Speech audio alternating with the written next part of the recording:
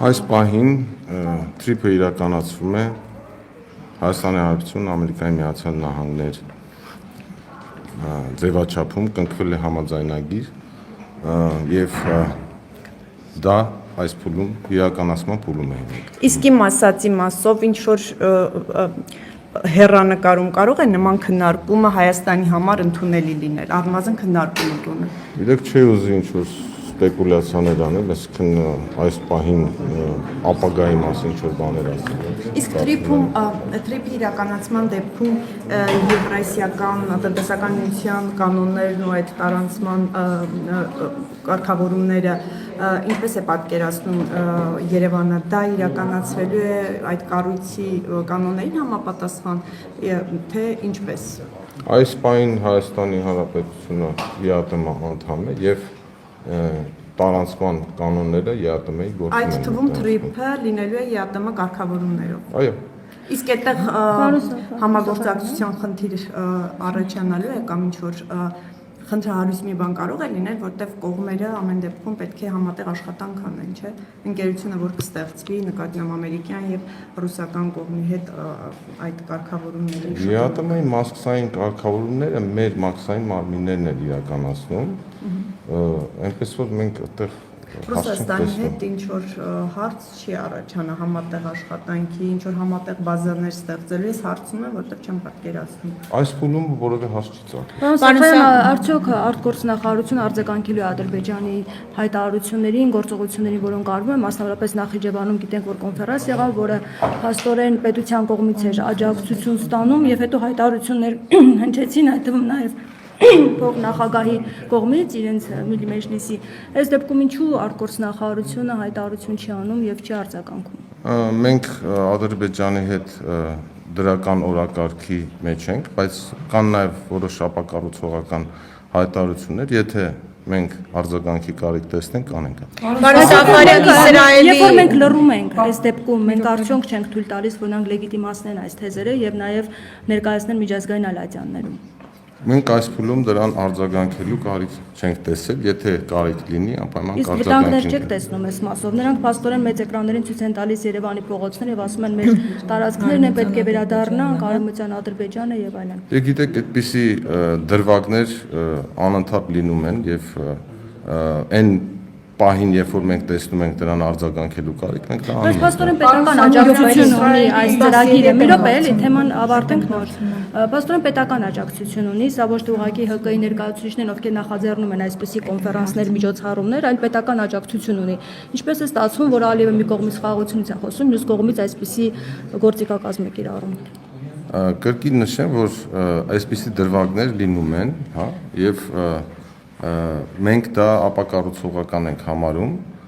եթե հավելյալ արձագանքի կարիք լինի։ Իսկ ինչու՞ չեք տեսնում այդ Իսրայելը, որ ճանաչում է Իսրայելի հայոց ցեղասպանության ճանաչման այդ բանաձևը, մեր ԱԳՆ-ն ինչ վերաբերմունք ունի այս պահին եւ արդյոք դա ինչ որ վտանգներ ունի տարածաշրջանային իմաստով Հայաստանի համար։ Վարչապետը անդրադարձել է այս հարցին, մենք արձագանքի կարիք չենք տեսնում։ Ավելի մանրամասնորեն խնդրում եմ բացեք, որովհետև հիմա դա զարգանում է, Թուրքիան արձագանքել է, Ադրբեջանը արձագանքել է, դրանից հետո կուզեի, որ ԱԳՆ ներկայացուցիչը արձագանքեր։ Մենք դա համարում ենք հայոց ցեղասպանության հարցի զենքավորում եւ հայտնացում եւ արձագանքի կարիք չենք տեսնում այստեղ։ Պարոն Սաֆարյան, Բաքվից հայտարարություններ են հնչում, մասնավորապես անհետ կորածների մասով տեղեկությունների փոխանակման մեխանիզմի ստեղծման, Հայաստանի Հանրապետության եւ Ադրբեջանի Հանրապետության քաղաքացիների միջև այդ մեխանիզմի ստեղծման։ Արտաքին գործերի նախարարությունը այս մեխանիզմի մասով ինչ կարծիք ունի եւ արդյոք աշխատանքներ են տարվում այդ մեխանիզմը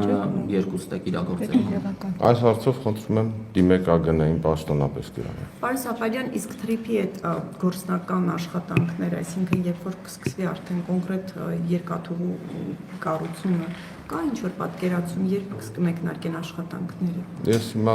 դժվարանում եմ կոնկրետ ժամկետ նշել, բայց աշխատանքները անընդհատ իրականացվում են եւ դրան վերաբերյալ, այսինքն այն իրավական հիմքերը, որոնք որ ստորագրվել են, վավերացման կգնան այդ համաձայնագրերը, իսկ ինչ վերաբերվում է կոնկրետ աշխատանքներին, ինչ որ արվում է իրազեկում ենք հավելյալի մասին անպայման Իսկ կողմերը ունեն ընդհանուր պատկերացում, թե գոնե մոտավոր ինչ ժամկետներում ամբողջությամբ այդ ծրագիրը կհասցնեն ավարտին։ Ես դժվարանում եմ հիմա ասել, բայց դրան վերաբերյալ որոշակի իրազեկում եղել է։ Պարոն Սաֆարյան, դուք ասացիք, որ կարիք չեք տեսնում, հա, արձագանքելու Իսրայելի կողմից ցեղասպանության ճանաչման այդ բանաձևի հետ կապված, ինչու, որովհետև հայոց ցեղասպանությունը իշխանությունների հա արտաքին քաղաքական օրակարգում առաջնահերթություն չէ, թե կաշկանդվածություն կա Թուրքիայի հետ մեր հարաբերությունները հնարավոր է ավելի լավանան կամ լավանան։ Արդեն հնչել է եւ ես նորից կրկնեցի նոր, թե ինչի մենք չենք ուզում արձագանքել, ինչի չենք տեսնում արձագանքելու կարիք։ Ասում եք Փաշինյանն արձագանքել, դուք չեք տալիս ձեր մեկնաբանությունը։ Փաշինյանին եք գումարեցիք։ Փաշինյանին դուք գումարեցիք, բայց մեկնաբանեցիք, թե ինչու չեք ցանկանում արձագանքել։ Ես վարչապետի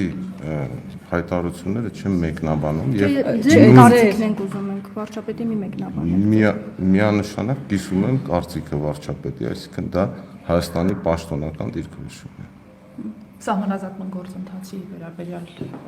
իմ հարցադրմանի պատասխան ինչ կասեք, ինչ փուլում է գործընթացը, առաջիկա ամիսներին սպասվում է որևէ սահմանում, որևէ հատվածում սահմանազատման գործընթացը։ Վերջին կայացած նիստի վերաբերյալ Հայաստանում կայացած նիստի վերաբերյալ պաշտոնապես իրազեկվել է, եղել է հաղորդագրություն, եթե լինեն նոր զարգացումներ կտեղեկացնենք։ Պարոն Սաֆարյան, դուք բարբերաբար պաշտոնական պատվիրակության կազմում դիտում եք մոսկովյան այցերի ժամանակ։ Թրիփի հետ կապված այս հայտարարությունները, որ արվում է, բարձրացվում է նաև այդ հանդիպումների ժամանակ, նկատի ունեմ այդ տարբեր ձևաչափերով հանդիպումների ընթացքում իրենք բարձրացնում են իրենց մասնակցության հարցը։ Մենք ռուսական կողմի հետ Թրիփի վերաբերյալ քննարկում չենք տանում։ Բայց իրենք բարձրացնում են հարցը, իրենք ինչ որ բացի այս հրապարակային հայտարարություններից, օրինակ խոսում են իրենց մասնակցության մասին, իրենց պատկերացումներից, ինչ որ այն ինչը հայտարարում են հրապարակային նկատմամբ նաև առանձին հանդիպումներում խոսում են այդ մասին։ Կրկին նշեմ, որ մեր երկու մուրակարգում ռուսական կողմի հետ այս բանի նման հարց չկա։ Այս հարաբերությունները ինչպես են Սաֆարյան, առհասարակ Ռուսաստանի հետ հարաբերությունները, որովհետև Ռուսաստանի արտգործնախարարությունից բավականին կտրուկ հայտարարություններ են հնչում։ Այստեղ հարց հնչեց։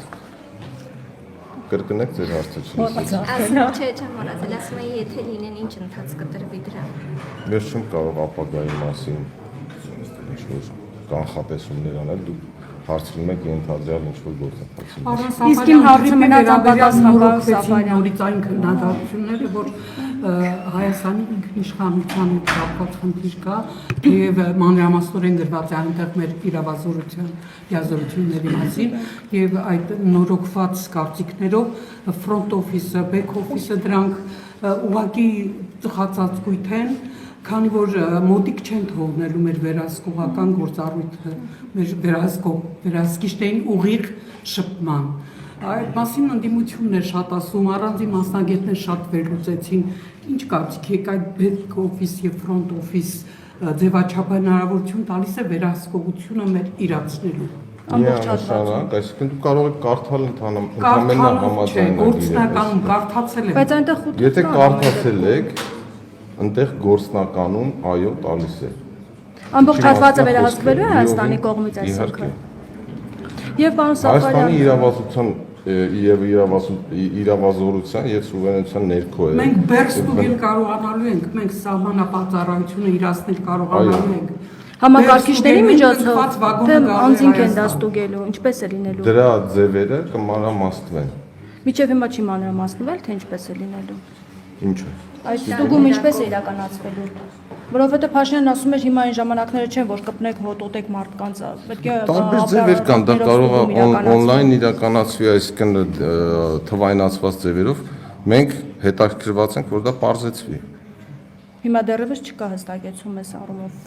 ինչպես է վերահսկողություն իրականացվելու հայկական կողմի եւ ինչու չկա միջև հիմա, այսինքն տարաձայնություններ կան այս առումով դրա համար։ Ոչ, որովհետև այս կարգավորումները իրականացվում են ըստ ընթացող գործընթացի, այսինքն երբ որ կգանք այդ փուլին, դա կիրականացվի։ Պարոն Սաֆարյան, իսկ այդ ֆրոնտ օֆիս, բեք օֆիսներ դնելու գաղափարը ումն էր, այսինքն ով էր սրա հիմնական նախաձեռնողը եւ ինչ է սա տալիս։ Ինչու ներդրվեց այս մեթոդը։ Երկում շահագրգռություն կար այդպես անում։ Նկատում եմ ինչ խնդիր էր սրանով լուծվելու, որ ներդրվեց այս մեթոդը։ Եկանք այդ փոխադարձ հասկացողության այսինքն։ Ես հաշվում եմ ինչ խնդիր էր դա լուծելու, էլի օրինակ ինչի համար ներդրվեց դա, որովհետև կարող էր առանց դրա էլ չէ լինել։ Այդպես գտանք շահեկան, այդպես արեց։ Պատճառներն եմ ուզում հասկանալ։ Ասեցի պատճառը։ Գուցե դա հենց այն Ադրբեջանի պահանջն էր, որի բավարարմանն էլ դա միտված էր։ Մենք եկանք փոխադարձ հասկացողության քննարկումների ընթացքում։ Բարի Ադրբեջանից հայտարարեցին, որ նրանք անցնելիս չպետք է հայ սահմանափակի երես տեսնել դրանից հետո, այսինքն Կրկին նշեմ, որ մենք եկանք այդ փոխադարձ հասկացողության։ ինչից հետո ինչ քննարկում տեղի ունեցավ, որից հետո, այսինքն որոշվեց, որ այդպես պետք է։ Երկար քննարկումներից հետո։ Պարոն Սաֆարյան, ինչպես է գնահատում Ռուսաստանի հետ հարաբերությունները, Ռուսաստանի արտգործնախարարությունից կոշտ հայտարարություններ են հնչում, ես ասում եմ որոշում կայացրեք ԵԱՏՄ-ի մասով, հնարավոր է վերահսկել իրավիճակը համաձայնության գալ, թե ամեն դեպքում խնդիրները խորանում են գնալու։ Երևի իրենց հարցը ուղղեք, բայց մենք հետաքրքրված ենք երկխոսությամբ, հետաքրքրված ենք մեր հարաբերությունների շարունակությամբ եւ առաջիկայում կլինեն շփումներ։ Հայտարարություններից բացի հրապարակային, որոնք հնչում են առանձին հանդիպումներ լինելու են։